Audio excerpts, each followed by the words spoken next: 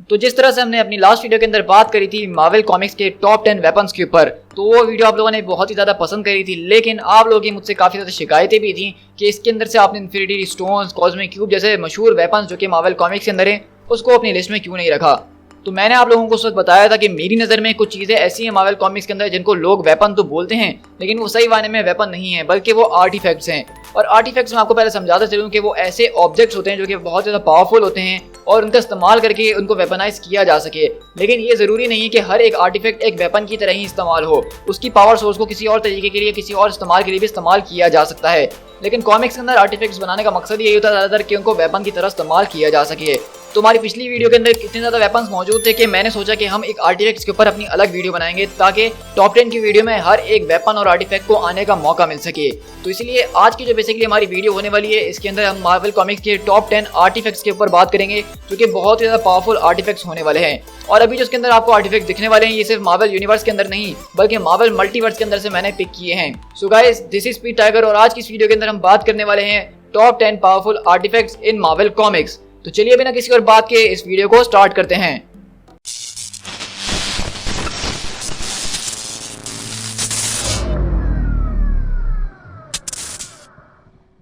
Number 10, Mandarin's rings. तो Mandarin की 10 rings जो कि बहुत ही ज़्यादा मशहूर है मार्वल कॉमिक्स के अंदर, और इसका विलन मैंडेरिन जो उसको पहनता है वो ज़्यादातर आयरन मैन के विलन के तौर पे जाना जाता है। और कोई भी नहीं सोचेगा कि आयरन मैन का विलन इस तरह की मिस्टिक पावर को इस्तेमाल करते हुए आयरन मैन से मुकाबला कर रहा है, क्योंकि जब भी कोई आयरन मैन का जिक्र करता है तो लोगों के माइंड में यही आता है कि आयरन मैन का विलन कोई टेक जीनियस ही होगा, बिल्कुल उसी की तरीके से। लेकिन अगर हम इस अपनी रिंग्स की बात करें तो बताया जाता है कि दरअसल ये एक एलियन टेक्नोलॉजी है और उनकी पावर सोर्स हुआ करती थी। और उनका जब स्पेसशिप अर्थ के ऊपर क्रैश करा था तो मैंडेरिन को जो है इसकी सारी की सारी रिंग्स मिल गई थी। और ये टोटल 10 रिंग्स हैं जो कि एक साथ काम करती हैं और हर एक रिंग की अपनी यूनिक एबिलिटी होती है। जिस तरह किसी एक रिंग की पावर आइस ब्लास्ट की है, लाइटनिंग बोल्ट्स की है, फायर की है, वैसे अगर देखा जाए तो ये सारी की सारी पावर्स इतनी खास है नहीं, क्योंकि मार्वल कॉमिक्स के अंदर इस तरह के और ज़्यादा लोग मौजूद हैं जो कि सारे के सारे काम वैसे ही कर सकते हैं। लेकिन जब ये सारी की सारी 10 रिंग्स एक साथ मिलती हैं और उनकी पावर और एबिलिटीज़ को कंबाइन किया जाता है तो ये एक बहुत ही बड़ा थ्रेट बन जाती है। जिस तरह इसकी जो दूसरी रिंग्स हैं वो ग्रेविटी क्रिएशन कर सकती है, मैटर रीअरेंजमेंट कर सकती है, concussive blast, vortex creation, disintegration, beam, mind control और एक एब्सोल्यूट डार्कनेस तक क्रिएट कर सकती हैं। और जब ये सारी की सारी रिंग्स एक साथ मिलती हैं तो इनका खुद का सेंटियंस भी है। मतलब जिस तरह इन्फिनिटी स्टोन्स आपस में एक दूसरे से बात कर सकते हैं उसी तरह ये रिंग्स भी एक दूसरे से कांटेक्ट में रहती हैं और जो कोई भी इनको पहनता है वो उनके ऊपर एक ईविल इन्फ्लुएंस डाल देती हैं। इसी वजह से ये इतनी ज़्यादा खतरनाक है। और अब वैसे भी हम बहुत जल्द मैंडेरिन के 10 रिंग्स शेंग-ची की मूवी के अंदर देखने वाले हैं जो कि उस मूवी का मेन वेपन होने वाला है, जिसके ऊपर ये पूरी की पूरी स्टोरी चलने वाली है। Number 9, the crimson gem of Cyttorak. तो मार्वल कॉमिक्स के अंदर बेसिकली बहुत टाइम पहले बताया जाता है कि 8 पावरफुल मिस्टिकल बीइंग्स होती हैं, जिनमें से एक है सेटोरैक। और सेटोरैक के साथ जो 7 बीइंग्स थी उन लोगों ने एक साथ शर्त लगाई थी कि इस बात का फैसला किया जाए कि इन 8 में से सबसे ज़्यादा शक्तिशाली कौन सी बीइंग है। और उसके लिए उन्होंने अपने अपने अलग अलग आर्टिफैक्ट्स बना के अर्थ के ऊपर छोड़ दिए थे ताकि उनको उनके चैंपियंस आके तलाश करें और इस बात का पता चल सके कि किसमें कितना है दम। तो इसी तरह हमने देखा कि सेटोरैक जो था उसने बेसिकली अपना क्रिम्सन जेम बनाया था जो कि दिखने में एक रूबी की तरह होता है और उसको एक टेम्पल के अंदर छुपा दिया। लेकिन जो कोई भी उस जैम को ढूंढता है और उसको तलाश करके हासिल कर लेता है तो उसके जरिए वो अवतार ऑफ सेटोरैक के अंदर बदल जाता है। अगर हम इसके सबसे ज़्यादा फेमस अवतार की बात करें जो कि केन मार्को है, जिसको कॉमिक्स में आप लोग जानते हैं जगरनॉट के नाम से। और जगरनॉट दरअसल कोई और नहीं बल्कि चार्ल्स ज़ेवियर का स्टेप ब्रदर है। और हैरत की बात यह है कि वो कोई म्यूटेंट नहीं बल्कि एक आम सा इंसान है, लेकिन जैसे ही उसने इस मैजिकल आइटम को छुआ तो उसके बाद ही मार्को को फौरन से जगरनॉट के अंदर बदल दिया गया। और जगरनॉट के पास जबरदस्त किस्म की सुपर ह्यूमन स्ट्रेंथ, ड्यूरेबिलिटी और एक अनस्टॉपेबल सी पावर है। और जगरनॉट का बेसिकली मकसद यही है कि अगर एक बार उसने दौड़ना शुरू कर दिया और अपने मोमेंटम के अंदर आ गया तो उसके रास्ते में अगर कोई भी चीज़ आ जाए, कोई भी, तो वो रुकेगा नहीं। इसी तरह हम क्रिम्सन जेम को देख चुके हैं कि वो बहुत ज़्यादा लोगों को अलग अलग तरीके से पावर दे चुका है। एक बार उसने क्लॉसस को अपना अवतार चूज करा था और उसको भी इस तरह की ज़बरदस्त किस्म की पावर्स दे दी थी। The wand of Watoomb. अब जैसा कि मैंने आपको पहले जिक्र करा कि मार्वल कॉमिक्स के अंदर 8 मिस्टीरियस बीइंग हैं जो कि बहुत ज़्यादा पावरफुल हैं और उनके पास अलग अलग मैजिक्स मौजूद हैं। और ये वही मैजिक्स हैं जो कि अक्सर डॉक्टर स्ट्रेंज जो है उनसे उधार लेते हैं अपनी चीज़ों को परफॉर्म करने के लिए। तो उनमें से एक और जो मिस्टिकल बीइंग है उसका नाम वटूम था। और उसने बेसिकली जिस तरह सेटोरैक ने अपने जेम्स को बना के अर्थ के ऊपर छोड़ा था तो वटूम ने जो है अपनी बॉन्ड्स बना के इसके अंदर छोड़ दी थी इस दुनिया के अंदर। और जो कोई भी उस बॉन्ड को हासिल करता है उसके पास पावर्स आ जाती हैं। तो जैसा कि आप जानते हैं कि हैरी पॉटर के अंदर हम बॉन्ड से तो बहुत ज़्यादा फेमिलियर होंगे ही, तो इसी तरह यहाँ पे भी इसी तरह की एक बॉन्ड मौजूद है जिसके जरिए अलग अलग बीइंग्स जो है अलग अलग पावर्स फीड को कर सकते हैं। इसको एक लाइटनिंग रॉड की तरह भी इस्तेमाल किया जा सकता है, और कोई यूजर जो पहले से एक मैजिक को इस्तेमाल करता है, मैजिक की प्रैक्टिस करता है, तो जैसे ही वो इस वॉन्ड का इस्तेमाल करेगा उसकी मैजिकल एबिलिटीज बहुत ही ज़्यादा इनहेंस हो जाएंगी। और अगर ये चीज़ सॉर्सरर सुप्रीम के हाथ में चली गई तो आप समझ लीजिए कि ये पूरे के पूरे मार्वल कॉमिक्स के अंदर एक खतरनाक किस्म का एक्सट्रीमली डेंजरस वेपन साबित हो सकता है। और हाँ, आप सोच रहे होंगे कि जिनके पास पावर्स नहीं हो, जिनको मैजिक इस्तेमाल करना नहीं आता, उनके लिए क्या फायदा करेगी। तो वेल, इस वॉन्ड की यही खासियत है कि जो लोग मैजिक कर नहीं सकते हैं, इस वॉन्ड को छूते ही उनको सारी की सारी मैजिक की नॉलेज आ जाएगी और वो खुद भी डॉक्टर स्ट्रेंज की तरह मैजिशियन बन जाएंगे। और ये वॉन्ड जो है इनको सीधा डॉक्टर स्ट्रेंज से मुकाबला करने के लायक बना देगी। इस वॉन्ड के जरिए बहुत ज़्यादा अलग अलग चीज़ें लोग कर सकते हैं, जिस तरह शील्ड बना सकते हैं, इंटरडायमेंशनल पोर्टल्स और गेटवेज खोल सकते हैं अलग अलग रियलिटीज़ के अंदर, माइंड्स को कंट्रोल कर सकते और मॉन्स्टर्स किस्म की आर्मीज को भी क्रिएट कर सकते हैं। Number 7, the cascade of ancient winters. अब ये एक ऐसा वेपन है जो कि एसगार्डियन मिथ से हमारे पास आया है और इसको हम ऑलरेडी मार्वल सिनेमैटिक यूनिवर्स के अंदर देख चुके हैं। जी हाँ, ये वही नीला क्यूब है जिसको लोकी पकड़ता है और वो हरा हो जाता है, जो कि बेसिकली फ्रॉस्ट जायंट की पावर सोर्स भी माना जाता है। तो जैसा कि फ्रॉस्ट जायंट अपने नाम से मशहूर है कि वो जहाँ कहीं भी जाते हैं वो विंटर को ले आते हैं, मतलब हर तरफ बर्फ ही बर्फ। तो वो ये सब करते हैं basically cascade of ancient winter के जरिए। इसके जरिए वो चाहे तो पूरे के पूरे प्लैनेट्स, पूरी की पूरी यूनिवर्स को बर्फ के अंदर ढक सकते हैं, और कोई छोटी मोटी बर्फ नहीं बल्कि बर्फ की एक ऐसी लेयर बना सकते हैं जिससे कोई चीज़ हिल भी ना सके। और रिसेंटली इसको हमने वॉर ऑफ द रियल्म्स की स्टोरी के अंदर देखा था, जहाँ पे मेलेकेट कैस्केड ऑफ एंशिएंट विंटर का इस्तेमाल करके पूरी की पूरी अर्थ को जो है फ्रीज कर देता है और एक ऐसी स्नो एज के अंदर ले जाता है जैसे बहुत सालों पहले कभी हुआ करती थी। और वहाँ पे हेल फायर भी जो है इसका कुछ नहीं बिगाड़ पा रही थी। तो ऑल इन ऑल अगर देखा जाए तो कैस्केड ऑफ एंशिएंट विंटर एक ऐसी चीज है जो कि पूरे के पूरे प्लैनेट्स को बर्बाद कर सकती है। और अगर इसकी पावर्स की बात करें तो उसकी मेन पावर यही है कि वो चीज़ों को जमा सकती है एक बहुत ही बड़े लेवल के ऊपर। The dark hold. वैसे तो कहते हैं कि किताबें पढ़ना बहुत ही अच्छी बात है, लेकिन अगर आप डार्क होल्ड पढ़ रहे हैं तो ये कहीं से भी कोई अच्छी बात नहीं है, क्योंकि डार्क होल्ड का क्रिएटर कोई और नहीं बल्कि कीथॉन है, जो कि मार्वल कॉमिक्स के अंदर एक बहुत ही खतरनाक किस्म का एल्डर गॉड है। अब एल्डर गॉड के ऊपर मैं पहले ही अपनी एक वीडियो बना चुका हूँ जिसके अंदर मैंने एक्सप्लेन करा है कि एल्डर गॉड्स कौन हैं। तो बस इतना समझ लीजिए कि ओडिन, ज़्यूस वगैरह जो आपको ये गॉड्स नजर आते हैं, एल्डर गॉड्स उनके भी बाप हैं, लेकिन किसी वजह से अब वो कॉमिक्स में हमें नजर नहीं आते हैं। ये सब जानने के लिए आप वो वीडियो देख सकते हैं। लेकिन जब कीथॉन इस अर्थ से भाग रहा था तो वो अपने पीछे अपनी सारी की सारी डार्क नॉलेज को छोड़ गया था एक डार्क होल्ड के अंदर। और अब जो कोई भी डार्क होल्ड को पढ़ता है उसके पास कीथॉन जैसी ही गजब की शक्ति आ जाती हैं, और वो चाहे तो कीथॉन को अपनी बॉडी के अंदर समन भी कर सकता है उसका होस्ट बन के। और अगर कीथॉन एक बार हमारे एक्सप्लेन ऑफ एग्जिस्टेंस के अंदर आ गया तो वो जो है ऐसी चीजें कर सकता है जो सिर्फ आप सोच सकते हैं। मतलब रियलिटी वॉर्प करना उसके लिए बहुत ही छोटी सी बात है। हम एक बार कीथॉन को देख चुके हैं कि किस तरह से वो सिल्वर सर्फर की बॉडी के अंदर आ गया था हमारी यूनिवर्स के अंदर, और उसने सिर्फ एक ही झटके के अंदर पूरी की पूरी रियलिटी को बदल के रख दिया था। और उसको हराने के लिए पूरे के पूरे मार्वल कॉमिक्स के मास्टरमाइंड्स को एक साथ होना पड़ा था, तब जाके वो उसको हरा पाए थे। और इन्होंने अगर बात की जाए तो डार्क होल्ड एक ऐसी बुक है जिसको पढ़ के कोई भी आम सा इंसान करप्ट हो सकता है, और वो जो है एक खतरनाक किस्म की डार्कनेस की तरफ चले ही जाता है। डार्क होल्ड को भी हम जो है रिसेंटली वांडा विजन के अंदर देख चुके हैं, जहाँ पे हमें पता चला है कि डार्क होल्ड एक खतरनाक किस्म की किताब है मार्वल सिनेमैटिक यूनिवर्स के अंदर भी। और हमने साथ में ये भी देखा है कि वांडा विजन के एंड में स्कारलेट विच डार्क होल्ड को स्टडी कर रही होती है। तो इससे तो ये मकसद साफ है कि डार्क होल्ड को जिस किसी ने भी आज तक पढ़ा है वो कभी अच्छे रास्ते पे नहीं गया है। तो इसका मकसद है कि डॉक्टर स्ट्रेंज 2 के अंदर वांडा को भी आप एक विलन की तरह एक्सपेक्ट कर ही सकते हैं। Number 5, the evil I of Avalon. तो जिसके नाम के अंदर ही इविल हो, आप समझ सकते हैं कि ये कितना ज़्यादा खतरनाक होगा। देखा जाए तो ये एक तरह से आई ऑफ आगामोटो की तरह ही आर्टिफैक्ट है, लेकिन इसका सारा का सारा काम उसके ऑपोजिट है, मतलब इविल।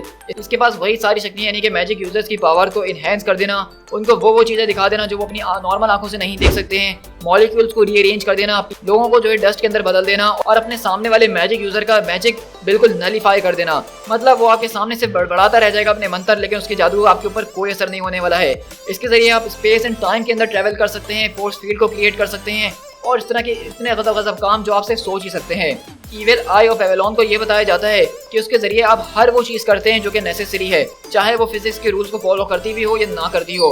अगर हम ओवरऑल बात करें तो इविल आई ऑफ एवलॉन जो है उसको कॉमिक्स के अंदर हमने कहीं बहुत बड़े स्टोरी आर्क्स में नहीं देखा और ना ही बहुत ज़्यादा देखा है, लेकिन हमें इसकी जो भी हिस्ट्री पता है उसके मुताबिक यही बताया जाता है कि ये बहुत ही खतरनाक चीज़ है जिसके पीछे इस यूनिवर्स के सबसे खतरनाक विलन्स लगे हुए हैं, जैसे कि ग्रैंड मास्टर, कोरोना और डरमामू वगैरह।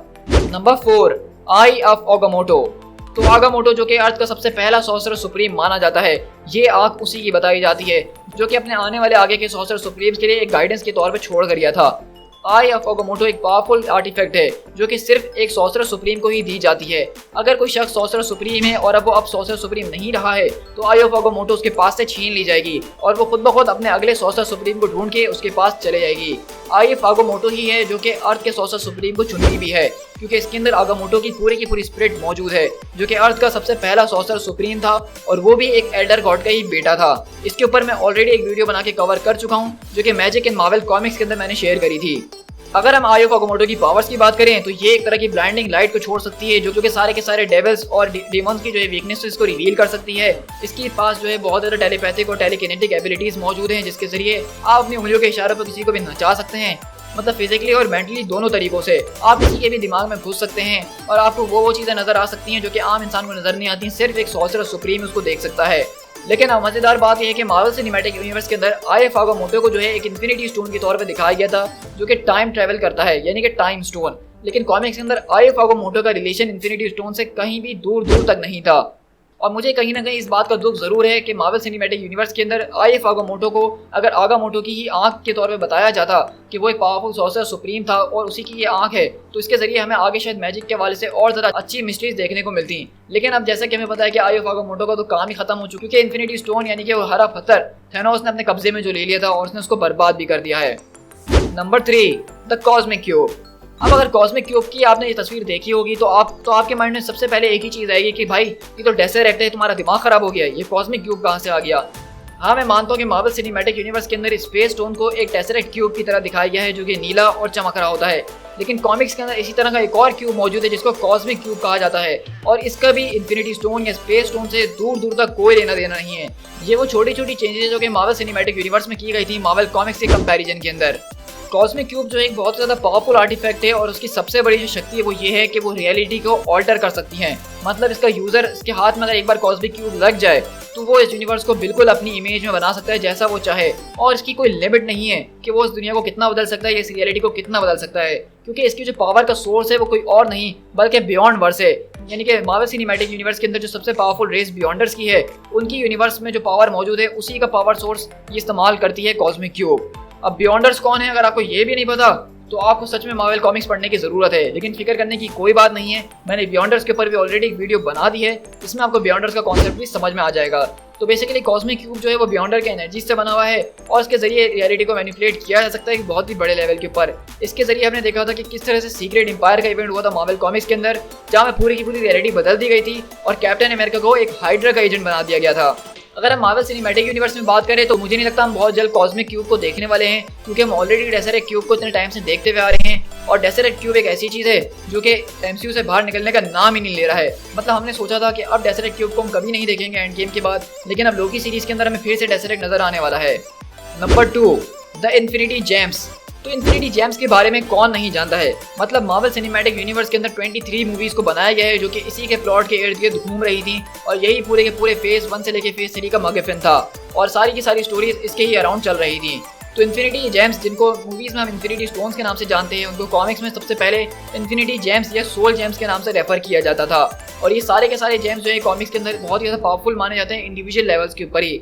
लेकिन अगर जब इनको एक गॉन्टलेट यानी इन्फिनिटी गॉन्टलेट के अंदर लगा लिया जाए तो ये सारे के सारे जेम्स जो मिलके एक बहुत ही ज़्यादा खतरनाक किस्म की पावरफुल डिवाइस बन सकते हैं। इसके अंदर 6 इन्फिनिटी स्टोन्स मौजूद होते हैं, जिसमें से soul, time, space, mind, reality और पावर मौजूद है। और जब ये सारे के सारे जेम्स एक साथ आते हैं तो वो एक दूसरे की पावर्स को और ज़्यादा इन्हेंस कर देते हैं और इसके जरिए एक खतरनाक किस्म की पावर अनलीश होती है यूनिवर्स के अंदर।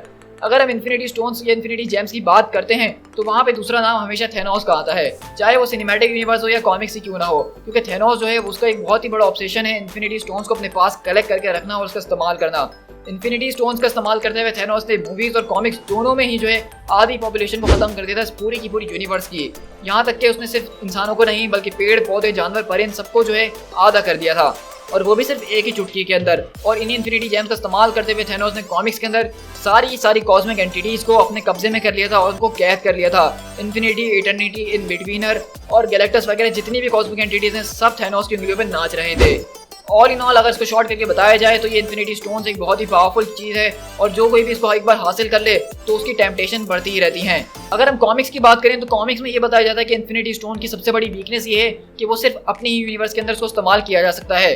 मतलब अगर आप इन्फिनिटी गॉन्टलेट लेके किसी और यूनिवर्स में जाएंगे या दूसरी मल्टीवर्स के अंदर जाएंगे तो वहाँ पे इन्फिनिटी स्टोन्स काम ही करना छोड़ देंगे, वहाँ पे वो सिर्फ अकेले ग्लव्स का काम करेगा, इसके अलावा और कुछ भी नहीं।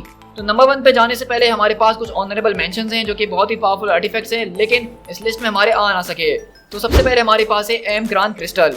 एमकान क्रिस्टल जो है बेसिकली शियार के एक होम वर्ल्ड के ऊपर मौजूद है, जो कि एक बहुत ही बड़ा सा रूबी टाइप का क्रिस्टल है और इसको बताया जाता है नेक्सस ऑफ ऑल रियलिटी। और अगर गलती से भी इस क्रिस्टल को डिस्ट्रॉय कर दिया गया तो उसके साथ पूरी की पूरी मार्वल मल्टीवर्स खत्म हो जाएगी। नॉन स्टोन्स जो है इस गार्डियन मिथ से ही आते हैं और उनको अक्सर हमने लोकी को इस्तेमाल करते हुए देखा है। जिस तरह इन्फिनिटी स्टोन्स हैं जो कि लोगों के पावर्स को एनहेंस कर देते हैं, इसी तरह नॉन स्टोन्स भी हैं जो कि उस यूजर के उस पावर को एबिलिटी को बहुत ही ज़्यादा एनहेंस कर देते हैं एक अलग ही लेवल के ऊपर। Number 1, heart of the universe. Heart of the universe एक ऐसा आइटम है जिसके बारे में बहुत ज़्यादा डिबेट की जा सकती है, क्योंकि ये हमारी मेन मार्वल यूनिवर्स के अंदर कभी नहीं देखा गया है और ना ही इसका कोई जिक्र किया गया है। लेकिन हमने एक ऑल्टरनेट यूनिवर्स के अंदर देखा था कि थैनोस ने जो है हार्ट ऑफ द यूनिवर्स को हासिल कर लिया था और बताया जाता है कि हार्ट ऑफ द यूनिवर्स जो है दरअसल वन अबव ऑल की पावर का एक छोटा सा हिस्सा है और वन अबव ऑल वो है जो कि मार्वल कॉमिक्स का गॉड माना जाता है, जिसने इस पूरी की पूरी मार्वल कॉमिक्स यूनिवर्स को बनाया है। तो इसलिए क्योंकि ये वन ऑफ ऑल की पावर का ही छोटा सा हिस्सा है हार्ट ऑफ द यूनिवर्स, तो इससे बड़ी आज तक कोई पावर मार्वल कॉमिक्स के अंदर नहीं देखी गई है। हार्ट ऑफ द यूनिवर्स जब थैनोस के हाथ में लग गई थी तो उसने जो है रियलिटी को एक अलग ही लेवल के ऊपर देखना शुरू कर दिया था। वो समझ गया था कि इस यूनिवर्स के अंदर चीज़ें सही तरीके से नहीं चल रही हैं, क्योंकि यहाँ पे लोग बार बार मर के बार बार जिंदा हो जाते हैं। तो इस एरर को ठीक करने के लिए उसने पूरी की पूरी यूनिवर्स को ही मिटा दिया था। आई मीन लिटरली वहाँ पे इटर्निटी, इन्फिनिटी, यहाँ तक कि लिविंग ट्राइब्यूनल को भी जो है थैनोस ने मिटा दिया था उस पूरी की पूरी रियलिटी के साथ। और लिविंग ट्राइब्यूनल को मिटा देना सिर्फ एक ही झटके के अंदर ये कहीं से भी छोटी मोटी बात नहीं है। और हार्ट ऑफ द यूनिवर्स का इस्तेमाल करके थैनोस अकेला एक वॉइड के अंदर फंस गया था और जब उसने देखा कि वो इस पूरे के पूरे वॉइड के अंदर अकेला है और अब वो बोर हो जाएगा, तो उसने उसी हार्ट ऑफ द यूनिवर्स की पावर्स का इस्तेमाल करके उस यूनिवर्स को दोबारा क्रिएट भी कर दिया था। और उसने जब इस नई यूनिवर्स को क्रिएट करा तो उसके मुताबिक उसने ये कहा कि अगर अब इस यूनिवर्स के अंदर कोई भी बीइंग मरेगा तो वो हमेशा मरा ही रहेगा। लेकिन मार्वल्स के राइटर ने इस बात को मानने से इनकार कर दिया और इसीलिए इस स्टोरी को नॉन कैनोनाइज कर दिया गया। मतलब वो जो कोई भी इवेंट हुए वो हमारी मेन यूनिवर्स में नहीं हुए हैं और इससे हमारी यूनिवर्स का कोई लेना देना नहीं है। लेकिन इन बातों को अगर साइड पर रख के देखा जाए तो हार्ट ऑफ द यूनिवर्स एक बहुत ही पावरफुल चीज़ है जो कि थैनोस से पहले एक अकेनाटेन नाम के इजिप्ट की फोरा के पास लगी थी और उसने पूरी की पूरी अर्थ की रियलिटी को चेंज कर दिया था और सारे के सारे हीरोज उसके सामने भीगी बिल्ली की तरह थे। सो गाइस, ये थे हमारे टॉप 10 पावरफुल आर्टिफैक्ट्स जो कि मार्वल कॉमिक्स के अंदर मौजूद हैं और आई होप कि आपको ये मेरी वीडियो काफ़ी ज़्यादा पसंद आई होगी और इस वीडियो के जरिए आपको नए नए आर्टिफैक्ट्स और चीज़ों के बारे में पता भी चला होगा। तो अगर ऐसी बात है तो इस वीडियो को लाइक करना मत भूलिएगा और कमेंट करके जरूर बताइएगा कि आपका फेवरेट आर्टिफैक्ट इन सब में से कौन सा है। अगर मुझसे आप पर्सनली पूछें तो मुझे क्रिम्सन जेम ऑफ सेटोरैक बहुत ज़्यादा पसंद है और आई ऑफ आगामोटो, क्योंकि इनकी एक यूनिकनेस मौजूद है और ये मिस्टिकल एनर्जी से चल रही होती हैं। साथ ही साथ अगर आपको ये वीडियो पसंद आई है तो अपने दोस्तों के साथ शेयर करना मत भूलिएगा और हाँ, अगर आप चैनल पर नए हैं तो चैनल को सब्सक्राइब कर लीजिएगा, क्योंकि हम अपने चैनल के ऊपर इस तरह की और भी टॉप 10 वीडियोस बनाते ही रहते हैं। आपको बाकी टॉप 10 वीडियोस के लिंक नीचे डिस्क्रिप्शन में मिल जाएंगे। साथ ही साथ मुझे फेसबुक और इंस्टाग्राम पे फॉलो कर लीजिएगा, जहाँ पे मैं अपने चैनल के हवाले से अपडेट शेयर करता रहता हूँ। So guys, this is P Tiger. मिलते हैं किसी और टॉप 10 वीडियो के साथ। Till then, thank you so much.